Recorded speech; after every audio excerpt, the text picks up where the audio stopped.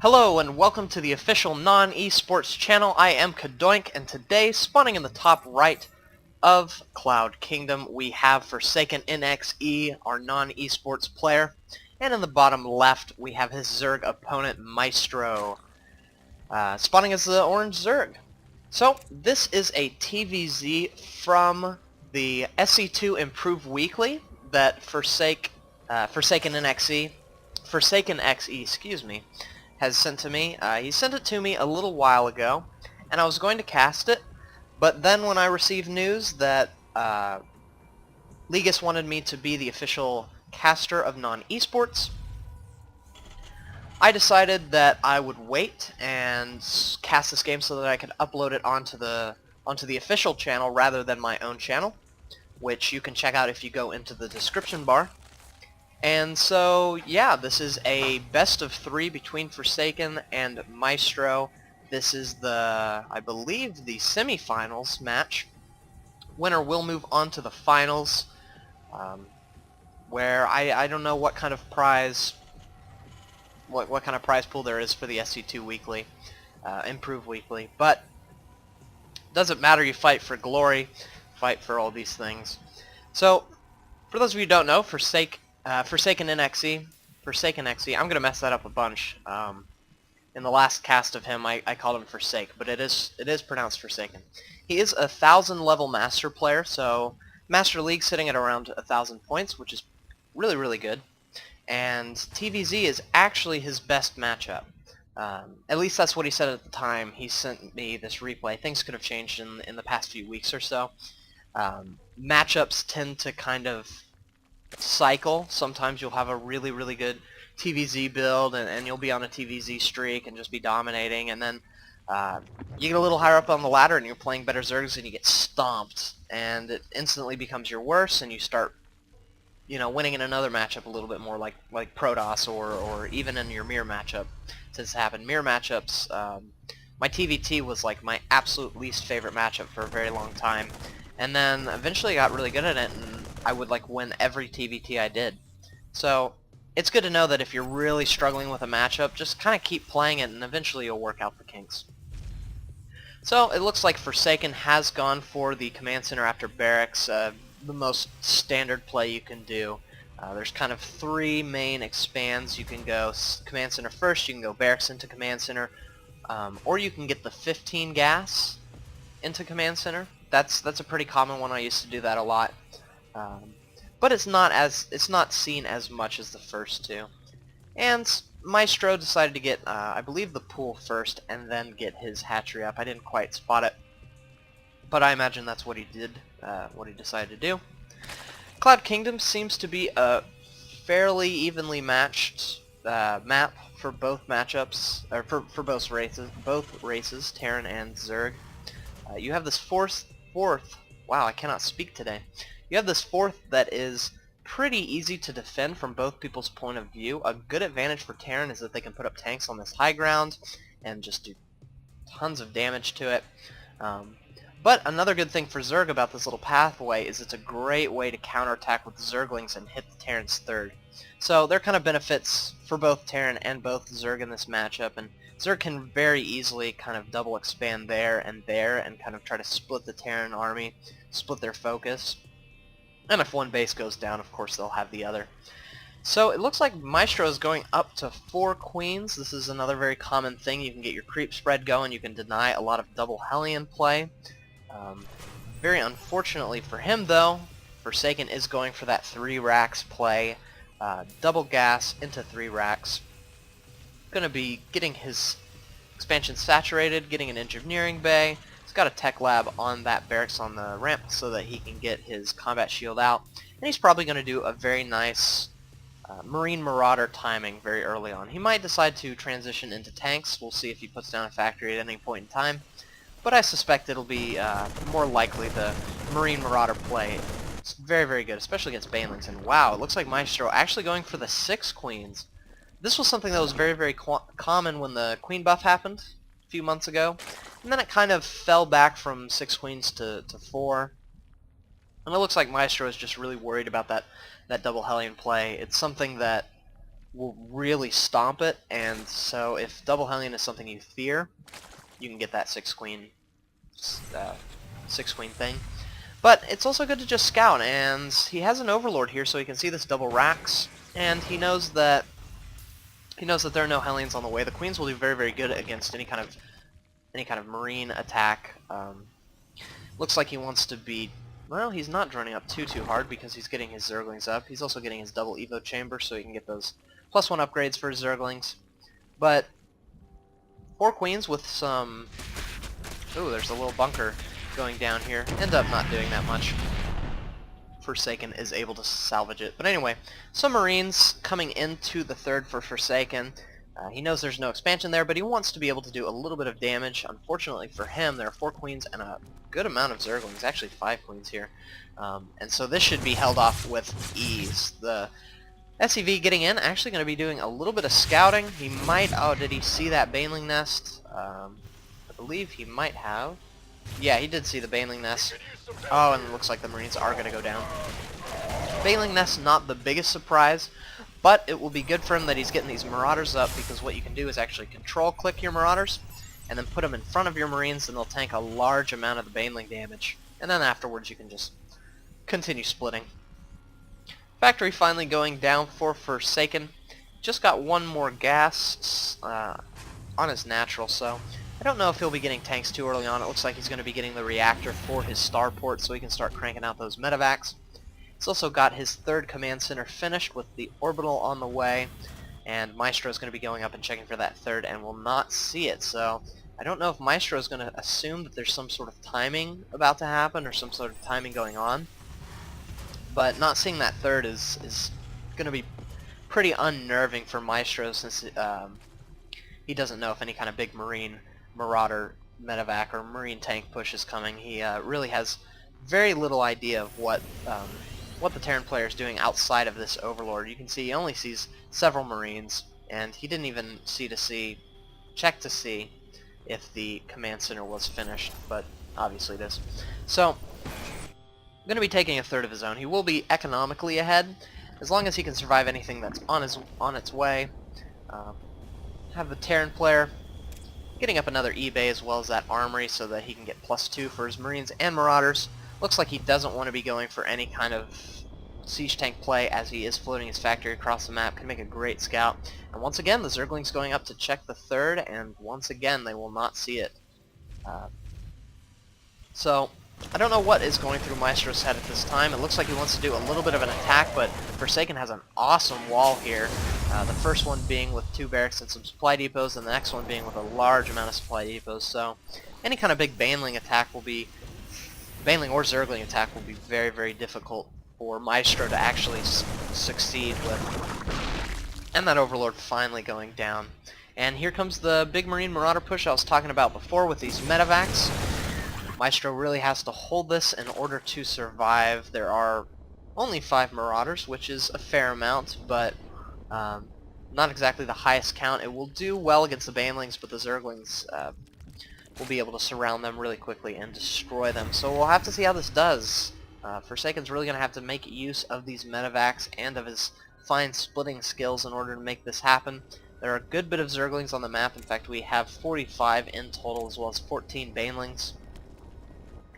And it looks like Forsaken is attacking before his 2-2 was almost even started, and Maestro's 2-2 is almost finished, so this attack could be very, very bad for Forsaken. He's moving up the Marauders in front, just like I was talking about before. Maestro really kind of cautious about engaging this army, and it looks like the Marauders stemming forward, and the Zerglings are coming in right now, and there's an Infestor. The Infestor does not get off a fungal growth, kind of a blunder. Here it comes. Looks like he can get one on the Marauders. Nope, one of the Infestors going down, a second one as well. The Banelings coming in, but tanking. The Marauders taking a lot of damage from that, and now here comes the Zerglings, and it looks like they'll be able to get a nice surround on the Marines and Marauders, as well as getting the medevacs with very nice fungal growth. But there are a lot of a lot of Marines here, as well as a lot of medevacs that have reinforced. Now Maestro is in a bit of trouble once again. His 2-2 upgrades are about to finish, though, and that's going to make a huge difference. Now with this Queen here, the Zerglings moving forward, surrounding the Marauders and a few of the Marines. Forsaken's really going to have to get out of here at this time. Oh, hello. Looks like he reinforced with a few more Marines, and uh-oh, some Baneling hits. He is going to have to lift into those medevacs and run away. Fortunately for him, there are no infestors to fungal growth those medevacs. I like this, splitting the ones with the units and the ones without the units. Oh, but leaving that behind and losing one was kind of can be a big deal. The medevac count is so important in this matchup, especially if you're not getting tanks. If you're not getting siege tanks, medevacs are everything, because you're going to get fungal growth really hard, and you're going to get hit by banelings really, really hard. And if you don't have tanks to kind of destroy the infestors as well as the banelings, then you really need that medevac count to be high so that you can consistently heal, and you need that marauder count to be high so you can split them from your army. We have a counterattack coming from Maestro. Looks like he's a little bit too afraid to engage, so he will be running home. The one thing that I've been very, very shocked at by Maestro is his creep spread has not been that fantastic. He's had these 6 queens for about the entirety of the game. Oh wow, and I guess he did lose his hatch, which is a big deal. But there hasn't been that much creep denial from Forsaken, and his creep spread has been really, really terrible, and creep is so important when you want your banelings to land. So Forsaken going to be moving forward once again while double expanding to the top left and to his 4th. He's going to be trying to deny the little bit of creep that's actually on the map. A few Marines going down to some banelings. But he has this watchtower so he can see when anything's coming, if there's any kind of counterattacks or anything like that. He really should send like a Marine over here just to spot. Looks like a nice little fungal growth going down on some units and some banelings being able to pick them off, but Forsaken has his army in so many little groups that the banelings are much less effective, and Maestro's just kind of moving back and forth, and that's not what you want to be doing with the banelings. Every time you move forward, the Marine and Marauder army is able to pick off a few banelings, and then if one hits and you run away, you're not really doing the damage you need to do. But nice little swing around to the right by Maestro, picking off a few more Marines and Marauders from Forsaken, but this has allowed Forsaken to move into the natural with a huge army, splitting up his force. It looks like this hatchery is going to go down. The Zerglings coming in as well as the Banelings, but the Marines split up so nicely in these medevacs. Oh, and a great hot pickup by Forsaken right as he picks off the hatchery, and now he'll just be flying home and working on reinforcing. This is great. He's been able to keep the Zerg on basically 2 bases for the entirety of the game, and oh, I don't like this. Forsaken, you shouldn't keep these medevacs just floating here. 1 infestor, 2 infestors just would completely dominate that, so you need to be very, very careful. Looks like he's also rallying a lot of his Marines across the map, as well as his medevacs. That might be the cause of that sort of thing. He just needs to be very, very careful not to kind of get picked off. Some Zerglings were to swing around this bottom side and pick off the reinforcements as they're coming. But I think that's the point of this little Marine Marauder force is maybe just to deal with that sort of thing if it does occur. Scan going down, he's going to see this 4th hatchery as well as these Zerglings and Banelings that are moving in. And wow, some nice running away. Staying off creep is just so good for Forsaken, these Banelings not being as cost effective as they could be, while Forsaken's being very, very cost effective. He does need to move his medevacs now, but a few more Marines and Marauders coming into the fray, a few more reinforcing as well. More fungal growths going down as well as Baneling hits some great splitting by Forsaken. Wow, just absolutely dealing with that fungal Baneling attack very effectively. And even though Forsaken has lost his entire army, if we look in the units lost tab, he's been extremely cost efficient. And some Zerglings swinging by for a counterattack. There isn't much for Forsaken, so this is a little bit dangerous. Fortunately for him, he has a very nice wall, and so he can just run some units behind there, and the Zerglings will have a really tough time dealing with that, especially with this medevac count. Zerglings just cannot kill Marines and Marauders in small numbers when they don't have Banelings. So he will be running away, morphing some more Banelings, getting his infestor count higher. I think that's been one of his biggest blunders, is not having a high infestor count. Really, he should take advantage of the fact that his opponent is not getting siege tanks. So with those infestors, you can easily fungal all the medevacs, you can fungal a lot of the little clumps of Marines, and once those medevacs are dead, you really can swing in with your Zerglings and just do incredible amounts of damage.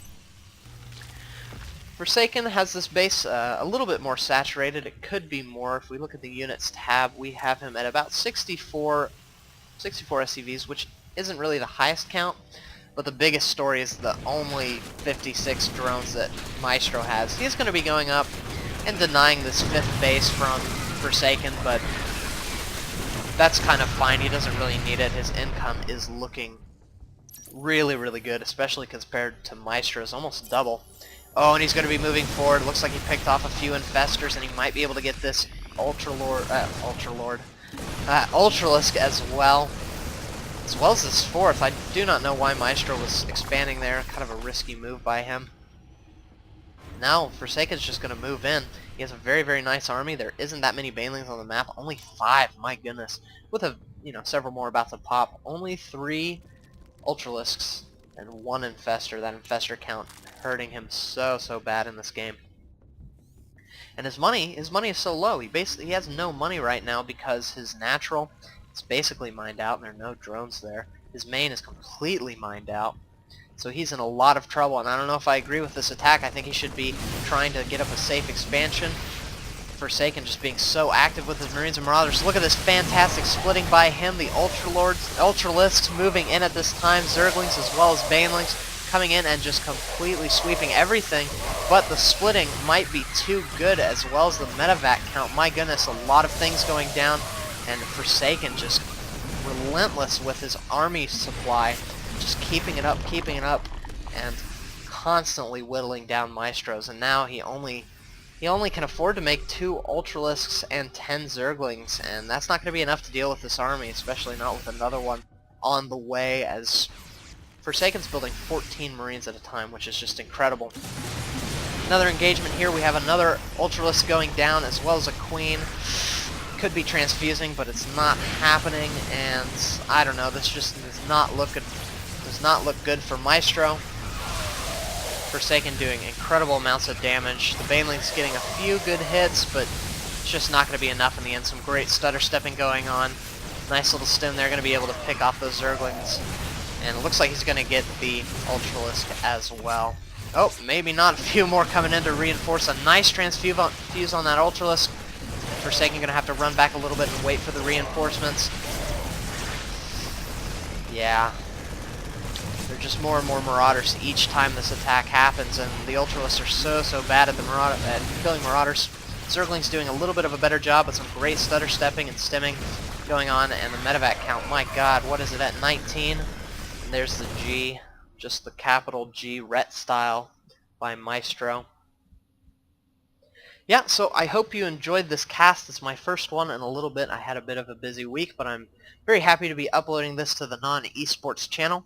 We will be moving on to a game number 2, where hopefully we'll see more awesome Marauder Marine medevac play out of Forsaken, our NoN-eSports hero, and maybe we'll see some more Ultralords. I say Ultralords for some reason. I was playing StarCraft yesterday, and I was freaking out that this guy went Mass Ultralord. Of course, it's Ultralist. I'm joking. Just a slip of the tongue. Anyway, if you like this cast and you want to see some more, please subscribe to the NoN-eSports channel. It would mean a lot. Also, go check out their website. We are a German team, and so the site is in German, but if you load that on Google Chrome, you can translate it and read everything, and it's nice, and some great stuff going on there. So please check that out. Also, if you'd like to check out my own personal YouTube channel where I do a lot of casts, a lot of community games and pro games, you can check that out at youtube.com/user/CadoinkStudios. And finally, please like the video and comment, and once again, subscribe to NoN-eSports. It'd mean a lot to us, and we'll see you in game number 2.